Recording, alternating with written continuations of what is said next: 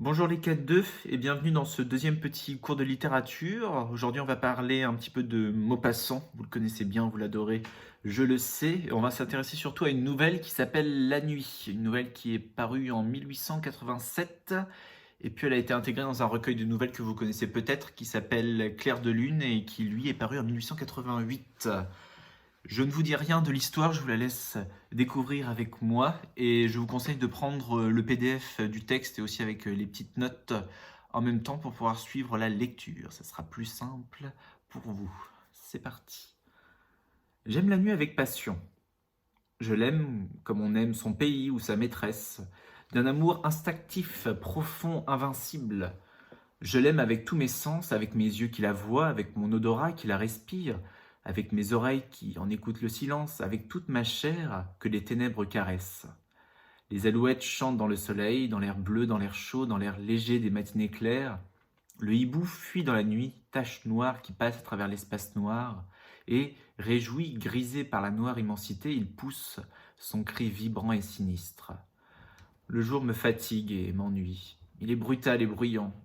Je me lève avec peine, je m'habille avec lassitude, je sors avec regret, et chaque pas, chaque mouvement, chaque geste, chaque parole, chaque pensée me fatigue, comme si je soulevais un écrasant fardeau. Mais quand le soleil baisse, une joie confuse, une joie de tout mon corps m'envahit. Je m'éveille, je m'anime. À mesure que l'ombre grandit, je me sens tout autre, plus jeune, plus fort, plus alerte, plus heureux. Je la regarde s'épaissir, la grande ombre douce tombée du ciel.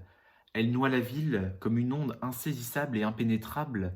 Elle cache, efface, détruit les couleurs, les formes, étreint les maisons, les êtres, les monuments de son imperceptible toucher. Alors j'ai envie de crier de plaisir comme les chouettes, de courir sur les toits comme les chats, et un impétueux, un invincible désir d'aimer s'allume dans mes veines.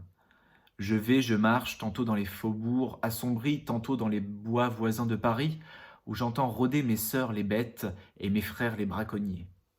Ce qu'on aime avec violence finit toujours par vous tuer. Mais comment expliquer ce qui m'arrive?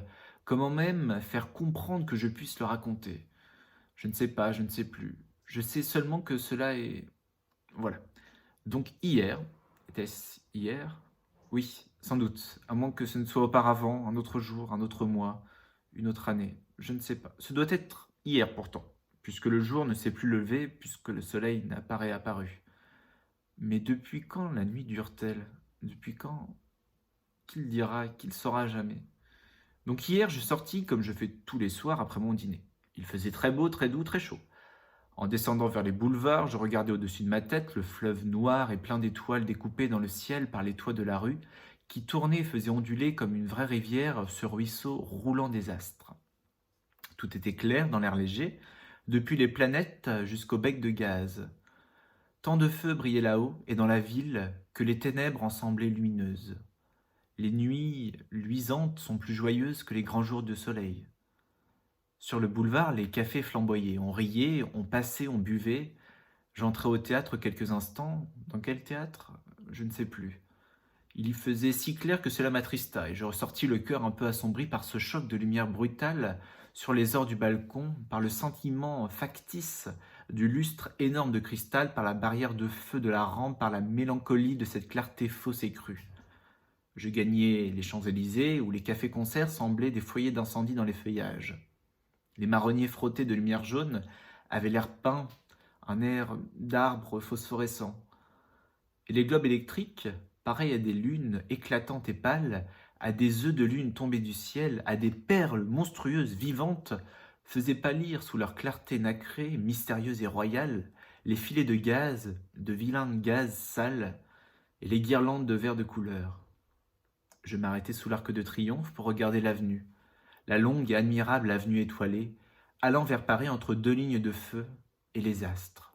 Les astres là-haut, les astres inconnus jetés au hasard dans l'immensité, où ils dessinent ces figures bizarres qui font tant rêver, qui font tant songer. J'entrai dans le bois de Boulogne, et j'y restai longtemps, longtemps.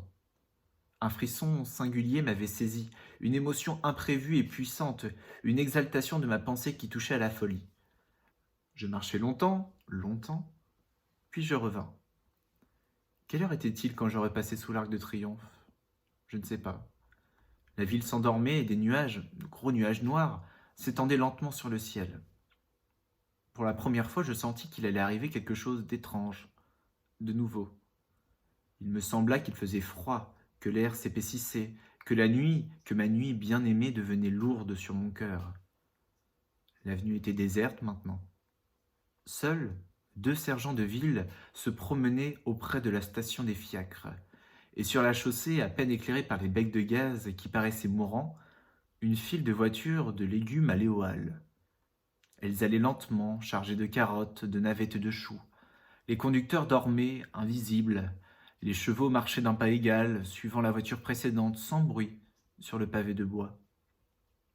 Devant chaque lumière du trottoir, les carottes s'éclairaient en rouge, les navets s'éclairaient en blanc, les choux s'éclairaient en vert. Et elles passaient l'une derrière l'autre, ces voitures rouges d'un rouge de feu, blanches d'un blanc d'argent, vert d'un vert émeraude. Je les suivis, puis je tournai par la rue Royale et revins sur les boulevards. Plus personne. Plus de cafés éclairés. Quelques attardés seulement qui se hâtaient. Je n'avais jamais vu Paris aussi mort, aussi désert. Je tirai ma montre, il était 2 heures. Une force me poussait, un besoin de marcher. J'allais donc jusqu'à la Bastille. Là, je m'aperçus que je n'avais jamais vu une nuit si sombre, car je ne distinguais pas même la colonne de Juillet, dont le génie d'or était perdu dans l'impénétrable obscurité. Une voûte de nuages épaisse comme l'immensité avait noyé les étoiles et semblait s'abaisser sur la terre pour l'anéantir. Je revins. Il n'y avait plus personne autour de moi. Place du château d'eau, pourtant, un ivrogne faillit me heurter, puis il disparut. J'entendis quelque temps son pas inégal et sonore. J'allais. À la hauteur du faubourg Montmartre, un fiacre passa, descendant vers la Seine. Je l'appelai. Le cocher ne répondit pas. Une femme rôdait près de la rue Drouot. « Monsieur, écoutez donc !» Je hâtai le pas pour éviter sa main tendue. Puis plus rien. Devant le vaudeville, un chiffonnier fouillait le ruisseau. Sa petite lanterne flottait au ras du sol. Je lui demandai « Quelle heure est-il, mon brave ?» Il grogna. « Est-ce que je sais? J'ai pas de montre !» Alors je m'aperçus tout à coup que les becs de gaz étaient éteints. Je sais qu'on les supprime de bonne heure avant le jour, en cette saison, par économie. Mais le jour était encore loin, si loin de paraître. Allons aux halles, pensai-je, là au moins je trouverai la vie. Je me mis en route, mais je n'y voyais même pas pour me conduire. J'avançais lentement, comme on le fait dans un bois, reconnaissant les rues en les comptant. Devant le Crédit Lyonnais, un chien grogna. Je tournai par la rue de Gramont, je me perdis, j'errai, puis je reconnus la bourse, aux cris de fer qui l'entourent. Paris entier dormait, d'un sommeil profond, effrayant. Au loin, pourtant, un fiacre roulait, un seul fiacre. Celui peut-être qui avait passé devant moi tout à l'heure.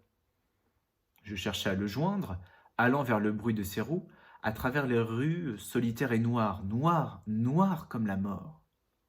Je me perdis encore. Où étais-je? Quelle folie d'éteindre aussitôt le gaz! Pas un passant, pas un attardé, pas un rôdeur, pas un miaulement de chat amoureux, rien. Où donc étaient les sergents de ville? Je me dis, oh, je vais crier, ils viendront. Je criai. Personne ne répondit. J'appelai plus fort. Ma voix s'envola, sans écho, faible, étouffée, écrasée par la nuit, par cette nuit impénétrable. Je hurlai. « Au secours! Au secours! Au secours !» Mon appel désespéré resta sans réponse. Quelle heure était-il donc? Je tirai ma montre, mais je n'avais point d'allumette. J'écoutais le tic-tac léger de la petite mécanique avec une joie inconnue et bizarre. Elle semblait vivre. J'étais au moins seul. Quel mystère! Je me remis en marche comme un aveugle, en tâtant les murs de ma canne, et je levai à tout moment mes yeux vers le ciel, espérant que le jour allait enfin paraître. Mais l'espace était noir, tout noir, plus profondément noir que la ville. Quelle heure pouvait-il être? Je marchais, me semblait-il, depuis un temps infini, car mes jambes fléchissaient sous moi, ma poitrine haletait, et je souffrais de la faim horriblement. Je me destinais à sonner à la première porte cochère. Je tirai le bouton de cuivre, et le timbre tinta dans la maison sonore.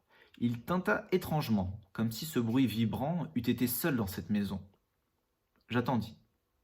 On ne répondit pas, on n'ouvrit point la porte. Je sonnai de nouveau, j'attendis encore, rien. J'eus peur. Je courus à la demeure suivante, et 20 fois de suite je fis résonner la sonnerie dans le couloir obscur où devait dormir le concierge. Mais il ne s'éveilla pas, et j'allai plus loin, tirant de toutes mes forces les anneaux ou les boutons, heurtant de mes pieds, de ma canne et de mes mains les portes obstinément closes. Et tout à coup je m'aperçus que j'arrivais aux halles. Les halles étaient désertes, sans un bruit, sans un mouvement, sans une voiture, sans un homme, sans une boîte de légumes ou de fleurs. Elles étaient vides, immobiles, abandonnées, mortes. Une épouvante me saisit. Horrible. Que se passait-il? Oh, mon Dieu, que se passait-il? Je repartis. Mais l'heure, que me dirait l'heure? Aucune horloge ne sonnait dans les cochers ou dans les monuments. Je pensais, je vais ouvrir le verre de ma montre et tâter l'aiguille avec mes doigts. Je tirai ma montre, elle ne battait plus. Elle était arrêtée. Plus rien, plus rien, plus un frisson dans la ville, pas une lueur, pas un frôlement de son dans l'air. Rien, plus rien, plus même le roulement lointain du fiacre. Plus rien. J'étais au quai et une fraîcheur glaciale montait de la rivière. La Seine coulait-elle encore?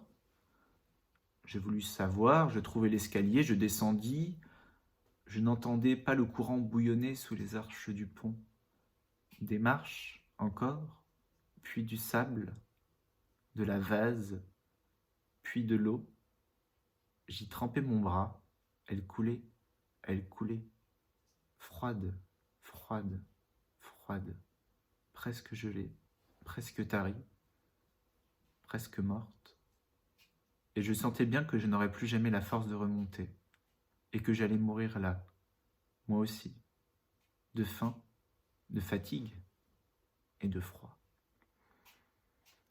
Et voilà pour cette petite nouvelle. Juste avant de vous laisser, je vous donne quelques petits points de commentaires, quelques observations littéraires pour votre culture. Je ne sais pas encore si je vous les ferai noter dans votre cahier, mais c'est histoire qu'on puisse quand même réfléchir un petit peu ensemble autour du texte. Donc déjà, vous l'avez peut-être remarqué, Maupassant tient énormément à donner de l'importance au sens. Donc l'ouïe, le toucher, l'odorat, etc., etc. Dès les premières phrases du texte, on a une insistance là-dessus. Par exemple, avec la phrase « Je l'aime avec tous mes sens, avec mes oreilles qui la voient, avec mon odorat qui la respire, avec mes oreilles qui en écoutent le silence, avec toute ma chair que les ténèbres caressent. » Vous voyez bien, on reprend presque tous les sens sauf le goût. Je pense que cela permet en fait au lecteur tout simplement de mieux s'immerger dans l'univers et dans les sensations que le narrateur est en train de vivre. Du reste, vous l'avez peut-être remarqué, on a beaucoup de phrases interrogatives dans le texte. Le narrateur n'arrête pas en fait de se questionner, d'interroger l'univers qui l'entoure. Et on a du mal en fait à faire confiance à ce narrateur. On se pose beaucoup de questions sur ce qu'il est en train de vivre. Est-ce qu'il est vraiment en train de sombrer dans le cauchemar? Est-ce qu'il est vraiment en train d'être absorbé par la nuit? Ou pas du tout? C'est plutôt curieux. On a beaucoup aussi de signes de ponctuation plutôt original. On a beaucoup de points de suspension, de points d'exclamation.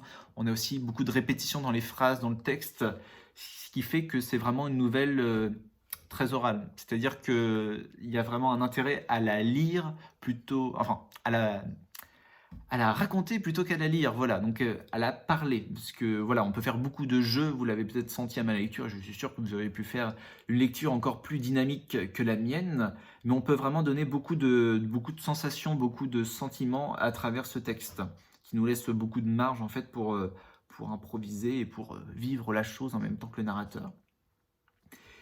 Et tout simplement pour terminer, vous le saviez bien que pour une nouvelle fantastique, à la fin, un doute demeure sur est-ce qu'on est vraiment en train de découvrir une scène incroyable, une scène qui sort du réel, ou alors si on peut donner une hypothèse pour justifier le fait qu'il se serait passé peut-être quelque chose de vrai.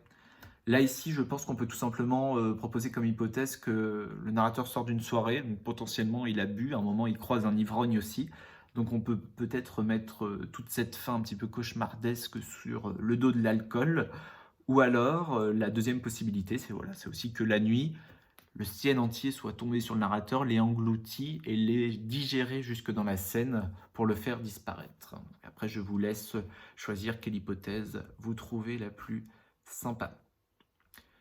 C'est tout pour moi. Sur ce, je vous souhaite une bonne fin de journée, une bonne fin de soirée. Je ne sais pas quand est-ce que vous allez regarder cette vidéo. La prochaine fois que l'on se... Pas que l'on se verra, mais la prochaine fois que vous entendrez parler de moi, je pense que ça sera avec le cours de grammaire que je vais vous préparer ce week-end. Et du reste, j'ai essayé de continuer à trouver des petites nouvelles comme ça, si vous trouvez ça sympa, pour qu'on voilà, qu'on puisse augmenter votre bagage culturel.